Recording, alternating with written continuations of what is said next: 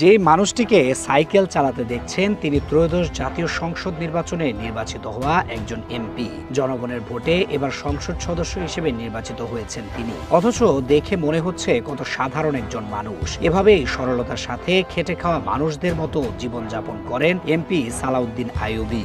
পাশ করার পর এই একটি সাইকেল নিয়ে জনগণের দাঁড়ে দাঁড়ে ছুটে যাচ্ছেন তিনি। সবার খোঁজ খবর নিচ্ছেন এবং এলাকার সকল সমস্যাগুলোর লিস্ট তৈরি করছেন। যেখানে বর্তমানের এমপি মন্ত্রীরা কোটি টাকার বিলাসবহুল গাড়ি এবং শক্ত প্রোটোকল নিয়ে ঘোরাফেরা করেন, সেখানে পুরোপুরি ব্যতিক্রম গাজীপুর ৪ আসনের এমপি সালাউদ্দিন আইয়ুবী। নির্বাচনের আগে যেমন সবাইকে কথা দিয়েছিলেন পাশ করতে পারলে সাধারণভাবে জীবনযাপন করবেন, এখন পরবর্তীতেও দেখা যাচ্ছে সেই চিত্র।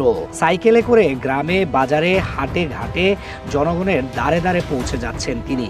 এমন একজন প্রতিনিধি পাওয়া সত্যিই তো সাধারণ মানুষের কাছে ভাগ্যের ব্যাপার। তাছাড়া পোশাকের দিক থেকেও একেবারে সাদামাটা এমপি সালাউদ্দিন। সাদা একটি পাঞ্জাবির সঙ্গে টুপি ও পায়জামা, একেবারে সাধারণ মানুষের মতো চলাফেরা করেন তিনি। দামি গাড়ি ব্যবহার তো দূরে থাক, রিকশাতেও সচরাচর চলাচল করেন না তিনি। এই এক কালো রঙের পুরনো সাইকেল দিয়েই পৌঁছে যান সবার কাছে। সালাউদ্দিন আইয়ুবী ছিলেন বাংলাদেশ ইসলামী ছাত্র শিবিরের সাবেক কেন্দ্রীয় সভাপতি। এবার তিনি দাঁড়িপাল্লা প্রতীকে গাজীপুর ৪ আসন তথা কাপাসিয়া অঞ্চল থেকে প্রতিদ্বন্দ্বিতা করেন, যেটি কিনা এক সময় আওয়ামী লীগের ঘাঁটি বলে বিবেচিত হতো। এবার আওয়ামী লীগ না থাকায় বিএনপি মনোনীত প্রার্থী শাহরিয়াজুল হান্নানকে ১১,৩89 ভোটের ব্যবধানে হারিয়েছেন তিনি। বর্তমানে তিনি বাংলাদেশ জামায়াতে ইসলামীর কেন্দ্রীয় মজলিসে শুরার সদস্য এবং গাজীপুর মহানগর শাখার নায়েবে আমির হিসেবে দায়িত্ব পালন করছেন। সালাউদ্দিন আইয়ুবী গাজীপুর জেলায় জন্মগ্রহণ করেন।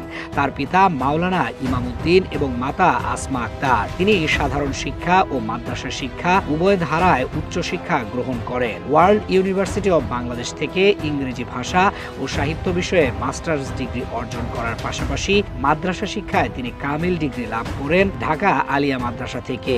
ফাজিল ও আলিম সম্পন্ন করেন মহাখালী দারুল উলুম হোসেনিয়া কামিল মাদ্রাসা থেকে এবং দাখিল সম্পন্ন করেন রায়েদ দারুস সুন্নাহ দাখিল মাদ্রাসা থেকে।